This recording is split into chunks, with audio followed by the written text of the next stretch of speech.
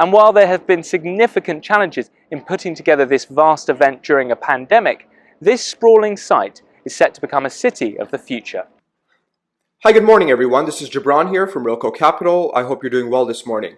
So in today's video, I want to talk to you about Expo City. If you're looking at your screen right now, you're going to see the area where Expo City is coming up. That is the former site of Expo 2020.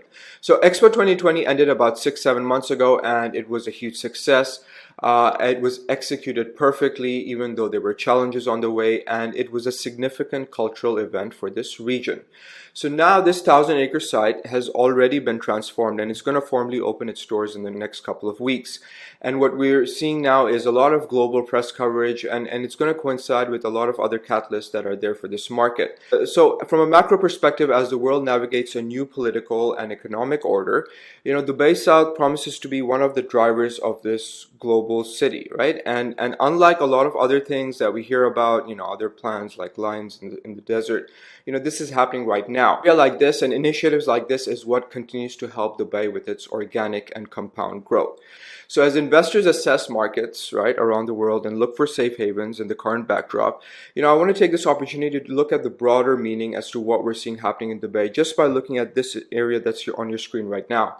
And of course, this is a real estate channel, so we want to talk about the property aspects and angles of it as well. So if you're looking at potentially understanding real estate investments in this area, I hope this video will also add some value to you.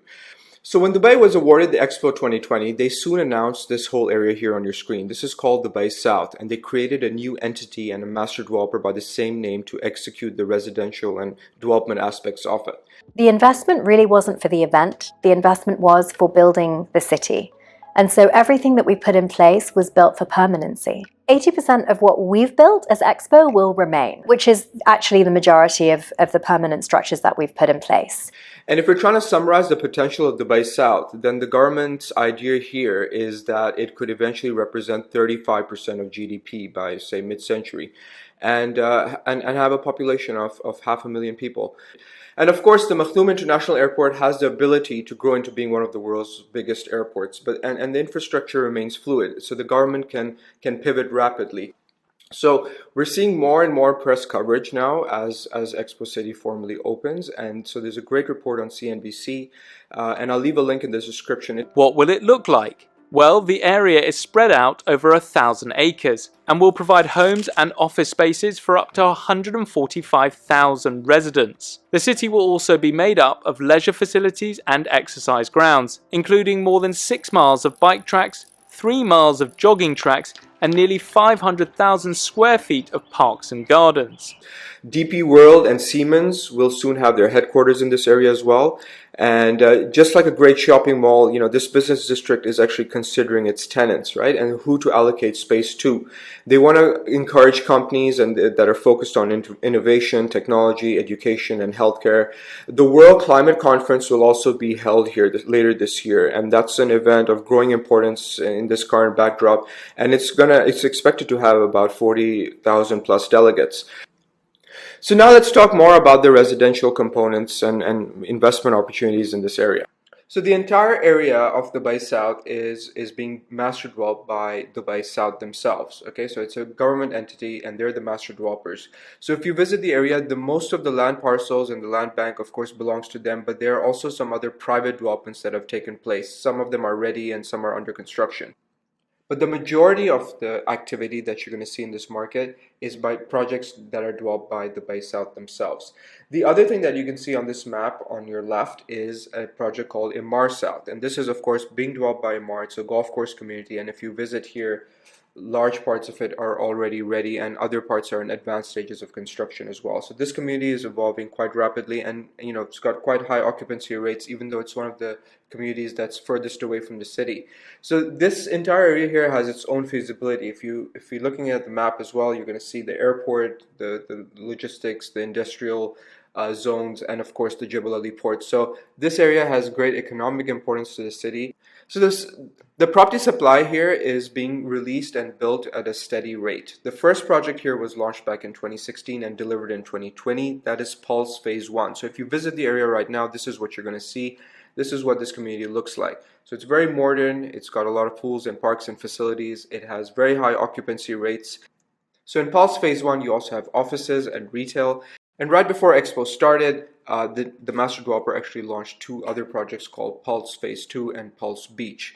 Both of these projects are completely sold out. They offered mainly 3 and 4 bedroom types of townhouses and semi-detached properties, and Pulse Beach also had larger 5-bed semi-detached villas. So now their focus turns towards South Bay. Now South Bay is the project that's closest to Expo City, and it's got a more of a premium feel to it. It is built along a crystal lagoon. It has a variety of property types from 3-bedroom townhouses all the way up to 7-bedroom mansions. So not only is South Bay offering a very, very prime real estate as it's bordering Expo City, and that's what we've been talking about in this video. But in addition to that, it's also offering you built-up areas and payment plans that you're not going to find anywhere else in the market. And so if you've been watching Seeking Dubai's channel, you know that we often talk about townhouses and villas and we compare different projects. And so if you're looking at the specs of the properties in this project, you're going to see very, very large built-up areas, generous plot sizes, and the kind of sizes you're not going to find very easily in today's market. And even if you look at the villas and the kind of built-up areas and plot sizes they're offering, they're priced well below 1,000 dirhams per square foot. And so being properties on a crystal lagoon, that is pretty phenomenal, and that's why they've been selling out as well.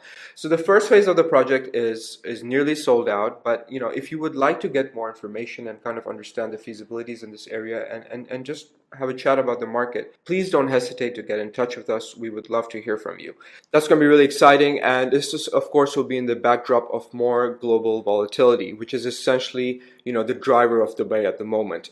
And the other drivers, you know, if you're looking at, you know, just a bit of macro over the next 3-4 months, or we're trying to see what catalysts are there, the other drivers are, of course, the Golden Visa and Emirati citizenship opportunities that become enshrined into law this month. And then following that, we have the World Cup in Qatar, and, you know, if trends being reported by Bloomberg are accurate, there'll be more tourists here in Dubai than in Doha. So that's just one of the ways I'm seeing the market right now. But one of the points of this video is kind of emphasizing the importance of just staying invested and probably not trying to time the market. If you're a value hunter and you're looking for opportunities in this market, please do consider getting in touch with us. We'd love to do a Zoom call and maybe talk about simple and straightforward opportunities, right? With hopefully less noise and more sense. So thank you very much for watching this video. And if you found it useful, please do consider liking it and subscribing to Seek in Dubai. That really does help us. And we look forward to hearing from you. Thank you.